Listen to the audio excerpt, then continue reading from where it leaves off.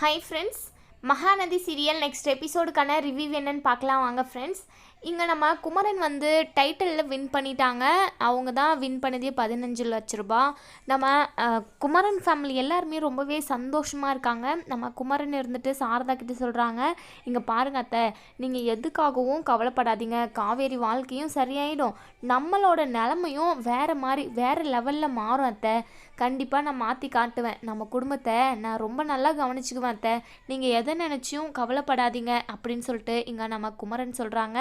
நம்ம சாரதாவுக்குமே ரொம்பவே சந்தோஷமாக இருக்குது. தம்பி, நீங்கள் இந்த இந்த ஏதோ வச்சாங்களே டைட்டில்னு சொல்லிட்டு அதில் நீங்கள் வின் பண்ணிட்டீங்க தம்பி, எனக்கு ரொம்ப சந்தோஷமாக தான் இருக்குது. ஆனால் எங்கள் குடும்பத்துக்காகவே நீங்கள் எல்லாமே செலவழிச்சிடாதீங்க.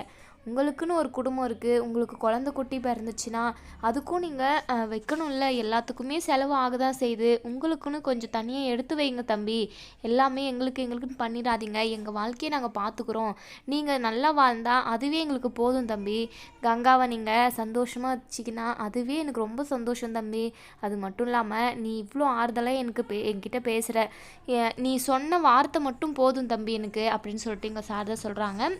இங்கே நம்ம கங்காவோ, என்னம்மா ஏதோ ஒரு மாதிரி தியாகி மாதிரி பேசுகிற, உங்களுக்கு மட்டும் பார்த்துக்கோ அப்படின்னு சொல்லிட்டு, நம்ம எல்லாரும் தான் நம்ம ஒரு குடும்பம், நம்மளுக்கு செலவு பண்ணாமல் ஒரு வேறு யாருக்கு செலவு பண்ணுறாரு, நம்ம எங்கள் குடும்பம்னு சொல்லிட்டு தனித்தனியாக பேசாதம்மா, எங்களுக்கு குழந்தை குட்டி பிறந்தாலுமே நம்ம எல்லாரும் ஒன்றா தானே இருக்கணும், நம்ம எல்லாருமே எதுவாக இருந்தாலும் நம்ம கஷ்டம் துக்கம் எல்லாத்துலேயுமே நம்ம ஒன்றா தான்மா இருக்கணும், நீ ஏம்மா தனியாக பிரித்து பேசுகிற அப்படின்னு சொல்லிட்டு கங்கா வந்து சாரதாவை திட்டுறாங்க. அதுக்கு சொல்லலடி, என்னதான் இருந்தாலும் குமரன் தம்பி இவ்வளோ கஷ்டப்பட்டு இந்த நிலைமைக்கு வந்திருக்கு, இதுதான் கொஞ்சம் ஸ்டார்டிங் பாயிண்ட்டே, இன்னும் இருக்க அவர் அந்த தம்பி பெரிய ஆளாக வரும், ஆனால் எங்கள் குடும்பம்னு சொல்லிட்டு எங்களுக்கே அழிச்சிட வேண்டாம் தான் நான் சொல்கிறேன் அப்படின்னு சொல்கிறாங்க. அதுக்கு கங்கா இருந்துட்டு, ஐயோ அம்மா, நீ ஃபஸ்ட்டு வாயை மூடி, இப்படியெல்லாம் பேசிக்கிட்டு இருந்தேன்னா அதுக்கப்புறம் நான் உங்ககிட்ட பேசவே மாட்டேன் பார்த்துக்கோ அப்படின்னு சொல்லிட்டு இங்கே கங்கா வந்து இங்கே கோவப்பட்டுக்கிறாங்க.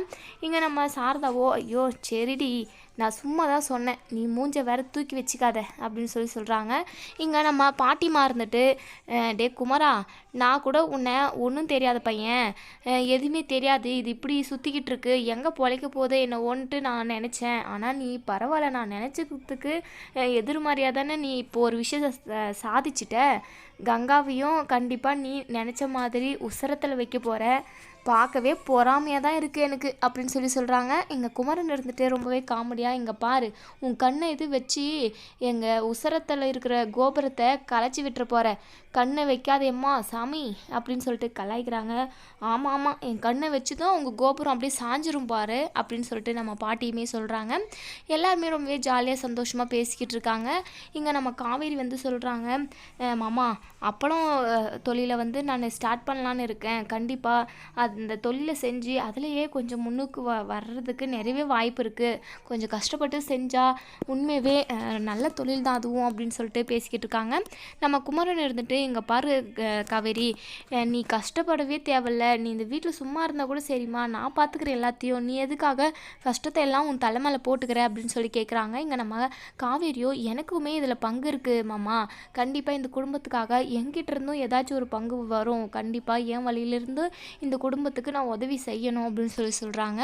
இங்கே குமரனும், சரி காவேரி, கண்டிப்பாக நீ செய்ய உன்னால் முடிஞ்சதை, அதே சமயம் உனக்கு ஏதாவது பணம் தேவைப்பட்டுச்சுன்னா கண்டிப்பாக இந்த மாமனை நீ கேட்கணுமா, தயங்காமல் கேளுமா, கண்டிப்பாக என்னால் முடிஞ்ச அளவுக்கு நான் உனக்கு உதவி செய்கிறேன் அப்படின்னு சொல்லிட்டு நம்ம குமரன் சொல்கிறாங்க.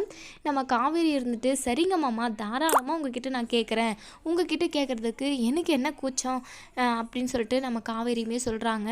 அதுக்கப்புறம் இன்னொரு விஷயமா, என்னமோ தெரிஞ்சோ தெரியாமலோ உன்னுடைய வாழ்க்கை இப்படி ஆகிறதுக்கு நானும் காரணமாயிட்டேன், என்ன மன்னிச்சிரு காவேரி, கண்டிப்பாக உன் வாழ்க்கையில் நடந்த எல்லா பிரச்சனையுமே சரியாயிடும் காவேரி, நீ எதை நினச்சி ஃபீல் பண்ணாத, கண்டிப்பாக உன் மனசுக்குள்ளே நீ என்ன நினைக்கிறியோ, என்ன யார் கூட சேர்ந்து வாழணும், எப்படியெல்லாம் வாழணும்னு நினைக்கிறியோ, கண்டிப்பாக அது நடக்கும் காவேரி, நீ எதை நினச்சோ போட்டு குழப்பிக்காதம்மா அப்படின்னு சொல்லி இங்கே குமரன் சொல்கிறாங்க.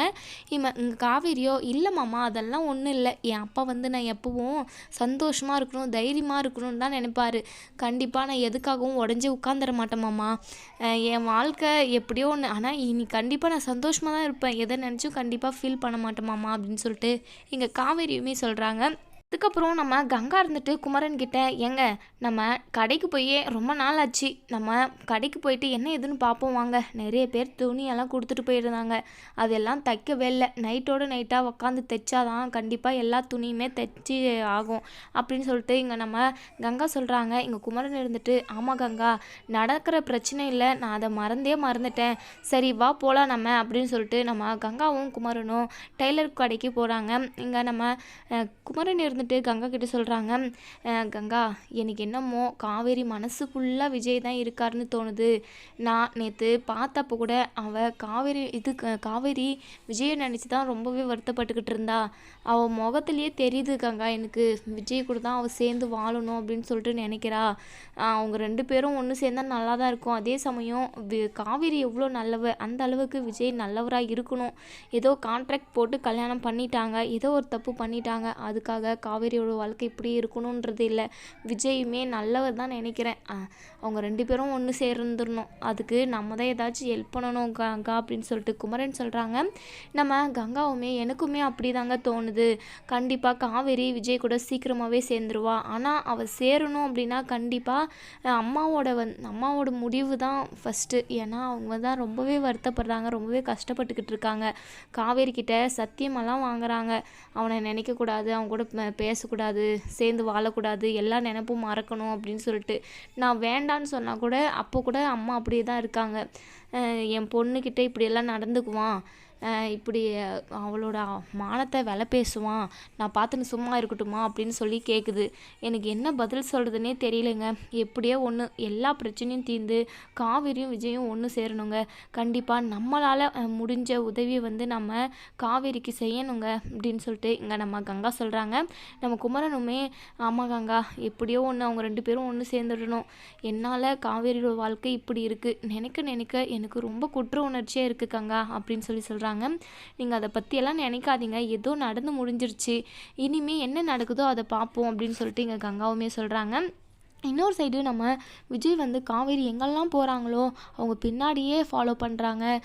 காவேரி அப்பளம் அதாவது இந்த மாவெல்லாம் ஆர்டர் பண்ணுறதுக்காக கடைக்கு போகிறாங்க. அப்போ தான் நம்ம காவேரி மீட் பண்ணுறாங்க. காவேரி, என்ன காவேரி, உன் பின்னாடியே நான் சுற்றிக்கிட்டு இருக்கேன், நீ கண்டுக்க கூட மாட்டேங்கிற, திரும்பி கூட என்னை பார்க்க மாட்டேங்கிற, ஏன் காவேரி, ஏன் இப்படி என்னை கஷ்டப்படுத்துகிற, உன்னை விட்டுட்டு என்னால் இருக்க முடியல காவேரி, நீ மட்டும் அது எப்படி என்னை விட்டுட்டு இப்படி இவ்வளோ கேஷுவலாக ஜாலியாக இருக்குன்னு எனக்கு தெரியல காவேரி, நீ ஜாலியாக இருக்கக்கூடாது, சந்தோஷமாக இருக்கக்கூடாதுனால சொல்லலை, ஆனால் உன்னை பிரிஞ்சு நான் ரொம்ப கஷ்டப்படுறேன் காவேரி அப்படின்னு சொல்கிறாங்க. இங்கே நம்ம காவேரி இருந்துட்டா முகத்தில் அடித்த மாதிரி, இங்கே பாருங்கள், என் பின்னாடி வரதோ என் கூட பேசுகிற வேலையோ வச்சுக்காதீங்க, தயவு செஞ்சு என்னை மறந்துடுங்க அப்படின்னு சொல்லிட்டு போயிடுறாங்க. இங்கே நம்ம விஜய்க்கு ரொம்பவே கஷ்டமாக இருக்குது. காவேரி அதே கஷ்டத்தோட வீட்டுக்கு வராங்க.